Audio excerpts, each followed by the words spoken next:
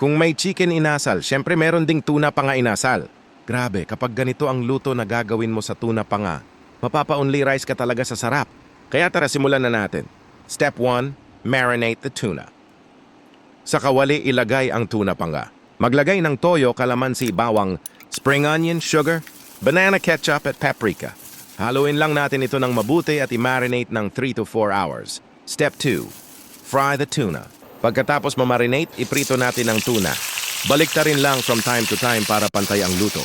Step 3, add the sauce. Kapag medyo luto na, ilagay na natin ang natirang marinade sauce. Lutuin lang ito ng dahan-dahan sa mahinang apoy hanggang sa mag-reduce ang sauce. Kagaya nito. Kapag ganito na, luto na to guys! Kaya ilagay na natin sa plate. Grabe, napakabango, napakalambot ng laman at nanunuot talaga yung lasa. Ang sarap!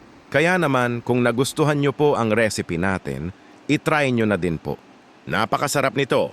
Kain po tayo mga ka-first bite!